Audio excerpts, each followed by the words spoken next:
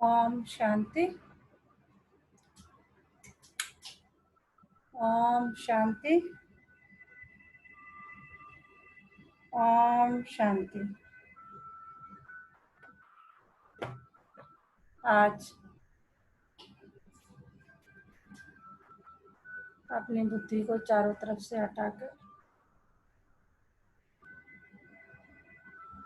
एकाग्रचित्त होकर बैठे। पूरा ध्यान भ्रिकुटी के मध्य में। ये मुझ आत्मा का निवास स्थान है।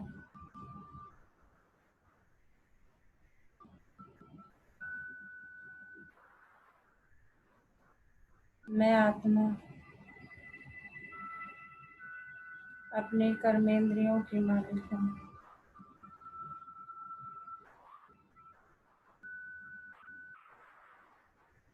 मैं आत्मा शांत स्वरूप हूँ।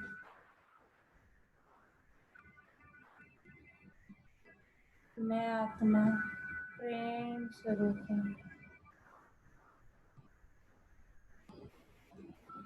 अभी मैं आत्मा अपने परम पिता परमात्मा के महावाक्य सुनूंगी।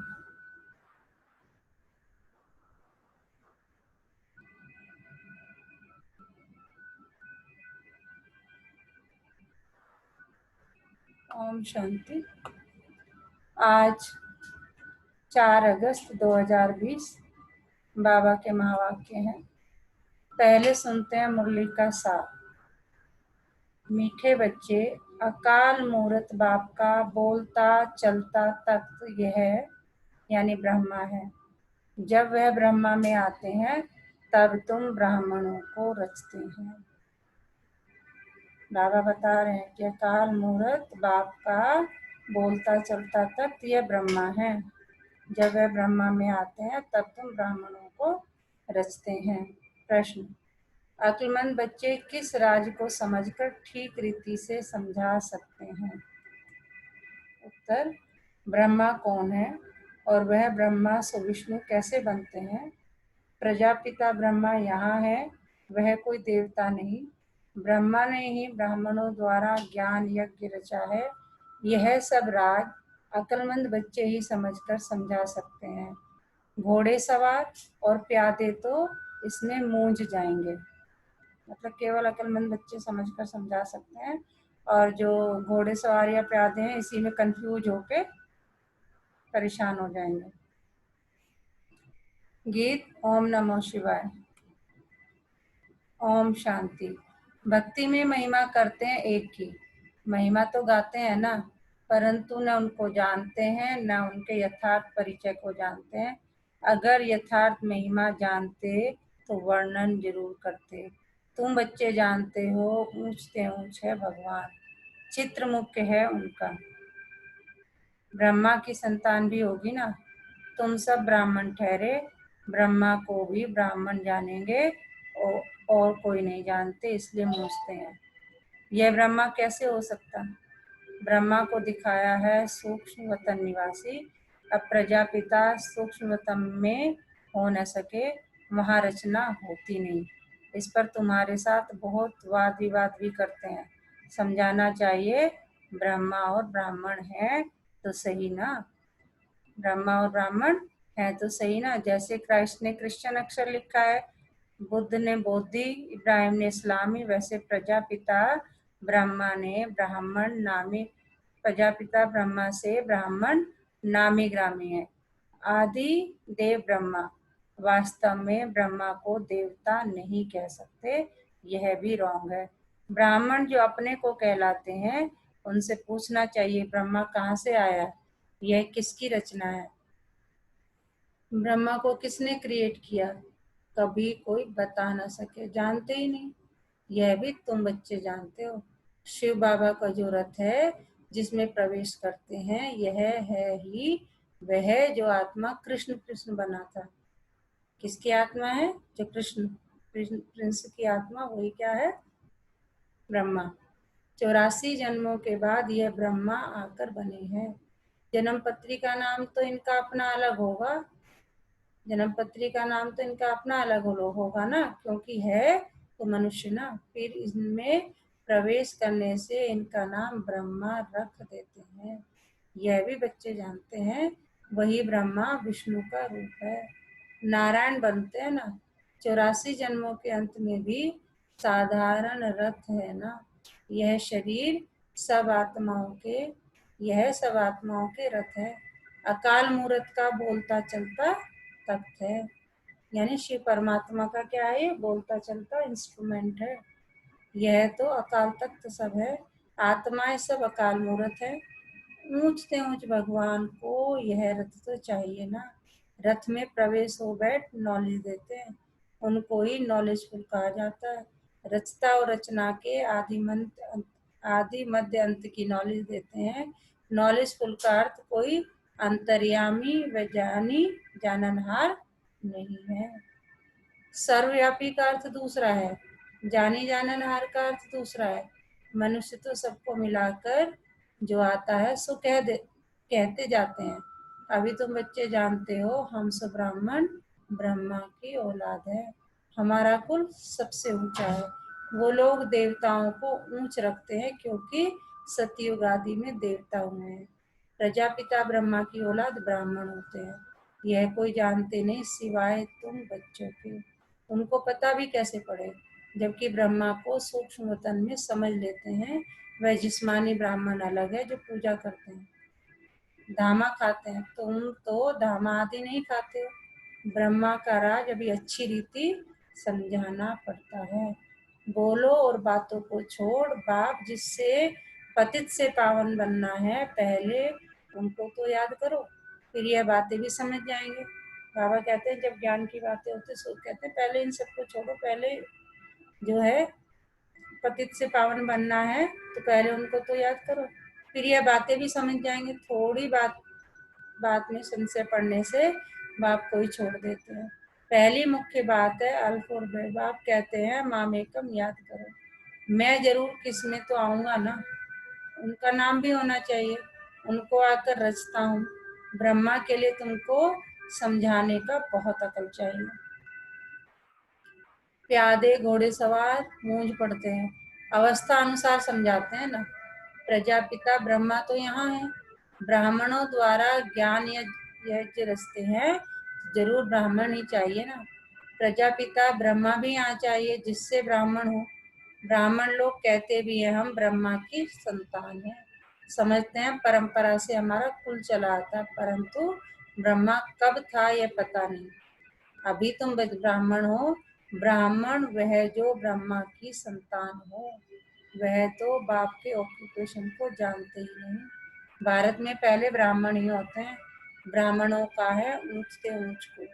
वह ब्राह्मण भी समझते हैं हमारा कुल जरूर ब्रह्मा से ही निकला होगा, परंतु कैसे कब वह वर्णन नहीं कर सकते। तुम समझते हो प्रजापिता ब्रह्मा ही ब्राह्मणों को रचते हैं, जिन ब्राह्मणों को ही फिर देवता बनना है। ब्राह्मणों को आकर बाप पढ़ाते हैं ब्राह्मणों की भी डिनास्टी नहीं है। ब्राह्मणों का कुल है, डिनास्टी तब कहा जाए जब राजा रानी बने, जैसे सूर्यवंशी डिनास्टी। तुम ब्राह्मणों में राजा तो बनते नहीं। वह तो कहते हैं कौरवों और पांडवों का राज्य था, दोनों रॉन्ग है। राजा ही तो दोनों को नहीं है। प्रजा का प्रजा पर राज्य है, उनको राजधानी नहीं कहेंगे। ताज है नहीं, बाबा ने समझाया था पहले डबल सिरताज भारत में थे, फिर सिंगल ताज, इस समय तो नो ताज। यह भी अच्छी रीति सिद्ध कर बताना है। जो बिल्कुल अच्छी धारणा वाला होगा वह अच्छी रीति समझा सकेंगे। ब्रह्मा पर ही जास्ती बात समझाने की होती है, विष्णु को भी नहीं जानते, यह भी समझाना होता है। वैकुंठ को विष्णुपुरी कहा जाता है, अर्थात लक्ष्मी नारायण का राज्य था। कृष्ण प्रिंस होगा तो कहेंगे ना हमारा बाबा राजा है, ऐसे नहीं कृष्ण का बाप राजा नहीं हो सकता। कृष्ण प्रिंस कहलाया जाता है तो जरूर राजा के पास जन्म हुआ है। साहूकार पास जन्म ले तो प्रिंस थोड़े कहलाएंगे। राजा के पद और साहूकार के पद में दिन रात का फर्क हो जाता है। कृष्ण के पास राजा का नाम ही नहीं है। कृष्ण के पास राजा का नाम ही नहीं है। कृष्ण का कितना नाम वाला है। बाप का ऊंच पद नहीं कहेंगे, वह सेकंड क्लास का पद है जो सिर्फ निमित्त बनते हैं कृष्ण को जन्म देने। ऐसे नहीं कृष्ण की आत्मा से वह ऊंच पड़ा हुआ है, नहीं, कृष्ण ही सो फिर नारायण बनते हैं, बाकी बाप का नाम ही गुम हो जाता है जरूर ब्राह्मण, परंतु पढ़ाई में कृष्ण से कम है। कृष्ण की आत्मा की पढ़ाई अपने बाप से ऊंच थी, तब तो इतना नाम होता है। कृष्ण का बाप कौन था, यह जैसे किसको पता नहीं, आगे चल मालूम पड़ेगा। बनना तो यहाँ से ही है।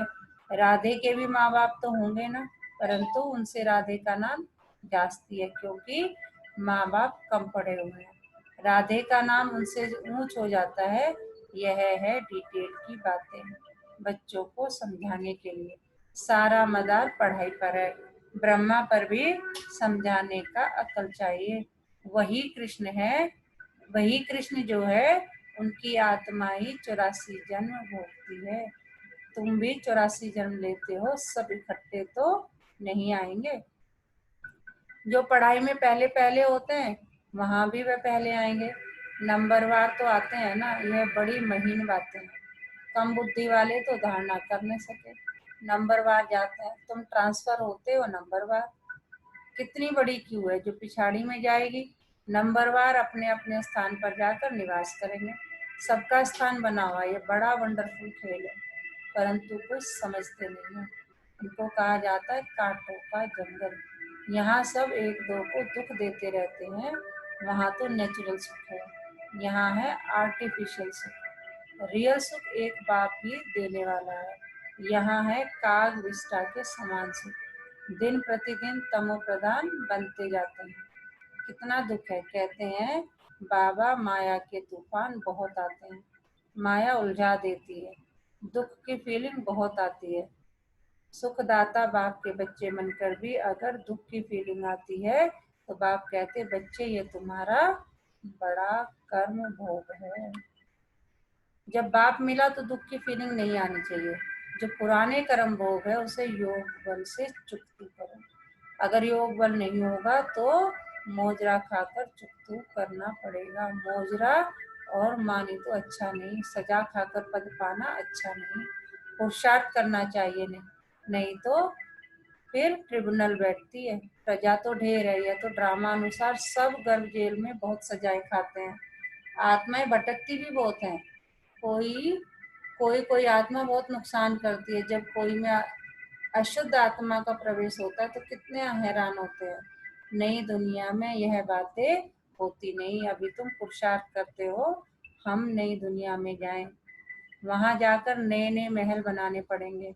राजाओं के पास जन्म लेते हो जैसे कृष्ण जन्म लेते हैं, परंतु इतने महल आदि सब पहले से थोड़े ही होते हैं, वह तो फिर बनाने पड़े। कौन रचते हैं जिनके पास जन्म लेते हैं, गाया भी हुआ है राजाओं के पास जन्म होता है। क्या होता है सो तो आगे चल देखना है, अभी थोड़े ही बाबा बताएंगे। वह फिर आर्टिफिशियल नाटक हो जाए, इसलिए बताते कुछ भी नहीं है। ड्रामा में बताने की नोंद नहीं। बाबा कह रहे बताने की ड्रामा में कोई अलाउड नहीं है। बाप कहते हैं मैं भी पार्टधारी हूँ, आगे की बातें पहले से ही जानता होता तो बहुत कुछ बतलाता। बाबा कह रहे मुझे भी नहीं पता, मैं भी अपना पार्ट प्ले कर रहा हूँ, पता होता तो मैं बताता। बाबा अंतर्यामी होता पहले से बताता। बाप कहते नहीं, ड्रामा में जो होता है उनको साक्षी हो, देखते चलो और साथ साथ याद की यात्रा में मस्त रहो। इसमें भी फेल होते हैं। ज्ञान कभी कम जास्ती नहीं होता, याद की यात्रा ही कभी कम कभी जास्ती होती है। ज्ञान तो जो मिला है सो है ही। याद की यात्रा में कभी उमंग रहता है, कभी ढीला, नीचे ऊपर यात्रा होती है। ज्ञान में तुम सीढ़ी नहीं चढ़ते, ज्ञान को यात्रा नहीं कहा जाता, यात्रा है याद की। बाप कहते हैं याद में रहने से तुम सेफ्टी में रहेंगे, देह अभिमान में आने से तुम बहुत धोखा खाते हो, विकर्म कर देते हो, काम महाशत्रु है, उनमें फेल हो पड़ते हो। क्रोध आदि की बाबा इतनी बात नहीं करते। ज्ञान से या तो सेकंड में जीवन मुक्ति, या तो फिर कहते सागर को शाही बनाओ तो भी पूरा नहीं है। या तो सिर्फ कहते अल्प को याद करो। याद करना किसको कहा जाता है यह थोड़े जानते हैं। कहते हैं कलयुग से हमको सतयुग में ले चलो, पुरानी दुनिया में है दुख। देखते हो बरसात में कितने मकान गिरते रहते हैं, कितने डूब जाते हैं। बरसात आदि या नेचुरल कैलामिटी भी होंगी, यह सब अचानक होता रहेगा। कुंभकर्ण की नींद में सोए हुए हैं, विनाश के समय जागेंगे फिर क्या कर सकेंगे, मर जाएंगे। धरती भी जोर से हिलती है, तूफान बरसात आदि सब होता है। बांसुरी फेंकते हैं परंतु यहाँ एडिशन है। सिविल वार रक्त की नदियां गाई हुई है, यहाँ मारा मारी होती है, एक दो पर केस करते रहते हैं। सो लड़ेंगे भी जरूर, सब है निधन के, तुम हो धनी के। कोई लड़ाई आदि तुमको नहीं करनी है, ब्राह्मण बनने से तुम धनी के बन गए। धनी बाप को या पति को कहते हैं। शिव बाबा तो पतियों का पति है, सगाई हो जाती है फिर कहते हैं हम ऐसे पति के साथ कब मिलेंगे। आत्माएं कहती हैं शिव बाबा हमारी तो आपसे सगाई हो गई, अब आपसे हम मिले कैसे। कोई तो सच लिखते हैं, कोई तो बहुत छिपाते हैं, सच्चाई से लिखते नहीं बाबा हमसे यह भूल हो गई, क्षमा करो। अगर कोई विकार में गिरा तो बुद्धि में धारणा हो नहीं सकती। बाबा कहते हैं तुम ऐसी कड़ी भूल करेंगे तो चकनाचूर हो जाएंगे। तुमको हम गोरा बनाने के लिए आए हैं, फिर तुम काला मुंह कैसे करते हो। भल स्वर्ग में आएंगे, पाई पैसे का पद पाएंगे। बाबा कह रहे ठीक है आ जाओगे स्वर्ग में, लेकिन पद क्या मिलेगा, पाई पैसे का। राजधानी स्थापन हो रही है ना, कोई तो हार खाकर जन्म जन्मांतर पद भ्रष्ट हो जाते हैं, कहेंगे बाप से तुम यह पद पाने आए हो। बाप इतना ऊंच बने, हम बच्चे फिर प्रजा थोड़ी बनेंगे। बाप गद्दी पर और बच्चा दास दासी बने, कितनी लज्जा की बात है। पिछाड़ी में तुमको सब साक्षात्कार होंगे, फिर बहुत पछताएंगे। नाहिक ऐसा किया। सन्यासी भी ब्रह्मचर्य में रहते हैं तो भिखारी सब उनको माथा टेकते हैं, पवित्रता का मान है। किसकी तकदीर में नहीं है तो बाप आकर पढ़ाते फिर भी गफलत करते रहते हैं, याद ही नहीं करते, बहुत विकर्म बन जाते हैं। तुम बच्चों पर अब है बृहस्पति की दशा, इससे ऊंच दशा और कोई होती नहीं। दशाएं चक्र लगाती रहती है तुम बच्चों पर। अच्छा, मीठे मीठे सिकिलते बच्चों प्रति माता पिता बाप दादा का याद प्यार और गुड मॉर्निंग। रूहानी बाप की रूहानी बच्चों को नमस्ते। क्या सुनाया बाबा ने बॉबी जी?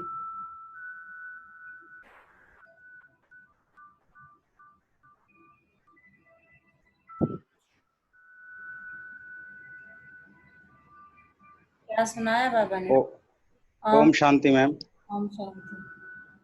बाबा कह रहे हैं कि जो ज्ञान मैंने तुमको दिया है ये और कोई जानता नहीं है। हम्म और जो ज्ञान तुमने लिया है तुम किसी को बताओगे तो वो तुमसे लड़ेंगे, हम्म बहस करेंगे।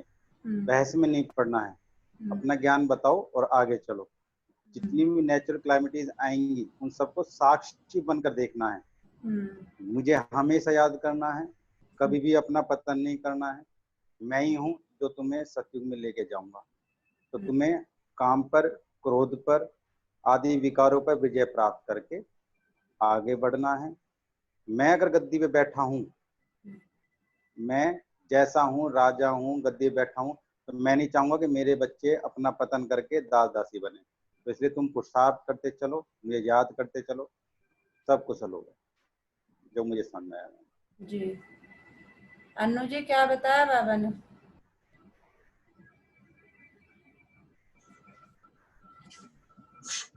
मैम, बाबा जी कहते हैं कि हमें एक तो उनकी याद में रहना है, अच्छे रास्ते पे चलना है और अपने आप को उनके ही बच्चे समझना है। ये नहीं समझना कि हम उनके बच्चे नहीं हैं। और सेवा पे भी थोड़ा सा बोला था बाबा जी ने। धारणा के लिए मुख्य सार।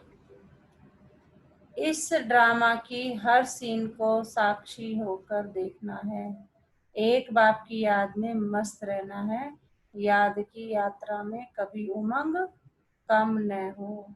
पढ़ाई में कभी गफलत नहीं करना। अपनी ऊंच तकदीर बनाने के लिए पवित्र जरूर बनना है। हार खाकर जन्म जन्मांतर के लिए पदभ्रष्ट नहीं करना है। आज का वरदान, मन मना भव के महामंत्र द्वारा सर्व दुखों से पार रहने वाले सदा सुख स्वरूप भव। मन मना भव के महामंत्र द्वारा सर्व दुखों से पार रहने वाले सदा सुख स्वरूप भव।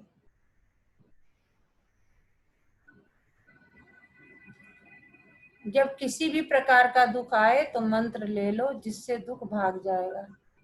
स्वप्न में भी जरा भी दुख का अनुभव न हो, तन बीमार हो जाए, धन नीचे ऊपर हो जाए, कुछ भी हो, लेकिन दुख की लहर अंदर नहीं आनी चाहिए। जैसे सागर में लहरें आती हैं और चली जाती हैं, लेकिन जिन्हें उन लहरों में लहराना आता है वे उसमें सुख का अनुभव करते हैं। लहर को जंप देकर ऐसे क्रॉस करते हैं जैसे खेल कर रहे हैं।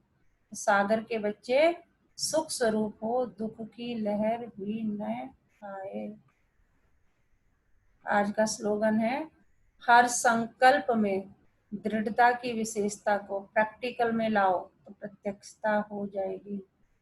हर संकल्प में दृढ़ता की विशेषता को प्रैक्टिकल में लाओ तो प्रत्यक्षता हो जाएगी।